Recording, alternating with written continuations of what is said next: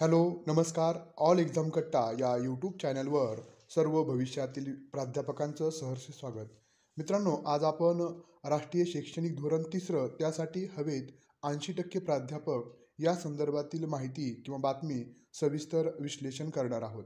आपण जर या चॅनलला नवीन असाल तर निश्चितच लाईक आणि सबस्क्राईब करायला विसरू नका, कारण की आपल्याला या चॅनलमार्फत सेट परीक्षा, नेट परीक्षा, त्यानंतरनं MPSC अंतर्गत प्राध्यापक भरती, त्याबरोबरच महाविद्यालयीन प्राध्यापक भरती, विद्यापीठीय स्तरावरील प्राध्यापक भरती, शिक्षक भरती या शिक्षण क्षेत्रातील सर्व परीक्षेचं सर्व माहिती तुम्हाला याच एक ऑनलाईन प्लॅटफॉर्मवर उपलब्ध होणार आहे. त्याचबरोबर ऑल एक्झाम कट्टा या ॲपच्या माध्यमातून देखील आपण वेगवेगळे सेट परीक्षा पेपर 1, परीक्षा पेपर 2, त्यानंतर पेट परीक्षा जी PhDसाठीची पात्रता परीक्षा असते त्या संदर्भात देखील वेगवेगळे कोर्सेस आपल्याला ऑल एक्झाम कट्टा या ॲपच्या माध्यमातून उपलब्ध होणार आहेत. तर बघा, त्याची लिंक, त्या ॲपची लिंक याच व्हिडिओच्या खाली डिस्क्रिप्शन बॉक्समध्ये दिलेली आहे. त्या लिंकवर क्लिक करून आपण ॲप डाउनलोड करून त्यावर देखील फ्रीमध्ये अभ्यासक्रम असतील, त्यानंतर वेगवेगळी अद्ययावत माहिती, त्यानंतर MCQs क्वेश्चन्स असतील ते तुम्हाला फ्रीमध्ये देखील त्या ॲपवर सोडवायला मिळणार आहेत. बघा, भरतीसाठी UGC आग्रही आहे. म्हणजे 80% प्राध्यापकांच्या भरती संदर्भात राज्यालाही पत्रही पाठवणार आहे. बघा, नवीन राष्ट्रीय शैक्षणिक धोरणाच्या NEP अंमलबजावणीसाठी महाविद्यालय किंवा विद्यापीठामध्ये प्राध्यापकांची किमान म्हणजे कमीत कमी 80% पदे भरलेली असावीत अशी आग्रही भूमिका विद्यापीठ अनुदान आयोग म्हणजे UGCने घेतली आहे. त्यासाठी राज्याला विशेष पत्रही पाठवण्याची तयारी दर्शवलेली आहे. राज्यात चालू शैक्षणिक वर्षात अपुऱ्या तयारीमुळे NEPची अंमलबजावणी रखडली आहे. फक्त विद्यापीठ आणि पदव्युत्तर पदवी स्तरावरच NEPचा अवलंब झाला होता.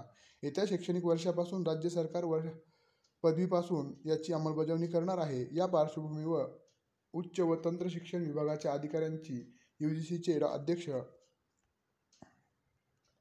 डॉक्टर जगदीश कुमार यांच्या समवेत झालेल्या बैठकीत महत्त्वपूर्ण निर्णय घेण्यात आला. त्या प्राध्यापकाबाबत मुद्दा आग्रही मांडण्यात आला. 4 वर्षाचा पदवी अभ्यासक्रम, ऐच्छिक विषयाची संख्या, कौशल्याभिमुख अभ्यासक्रम आणि कार्यानुभव व्याप्ती लक्षात घेता महाविद्यालय स्तरावर पुरेसे मनुष्यबळ असणे गरजेचे आहे.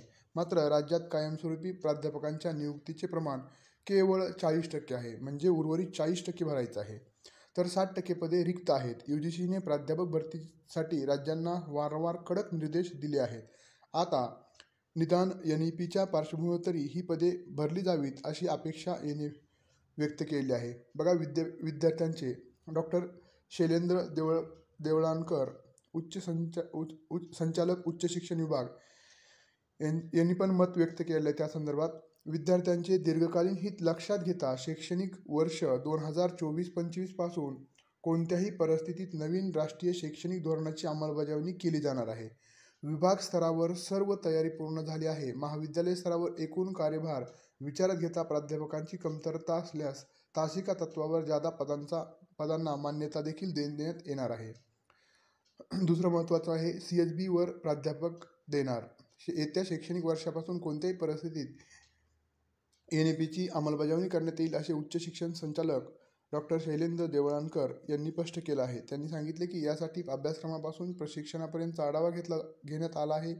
नव्या धोरणानुसार मेजर आणि मायनर, मुख्य आणि उप विषय अभ्यासक्रमाची रचना, प्राचार्यांचे प्रशिक्षण पूर्ण झाले आहे. विद्यापीठ स्तरावर वारंवार आढावा घेण्यात येत आहे. महाविद्यालयांना तासिका तत्वावरील प्राध्यापकांची गरज असल्यास ते उपलब्ध केले जातील. सध्या 18,000 प्राध्यापक CHB तत्वावर कार्यरत असून ही संख्या 28,000 म्हणजे 10,000 परत आणि CHB पर्यंत वाढवण्याची तयारी उच्च शिक्षण विभागाने दर्शवलेली आहे.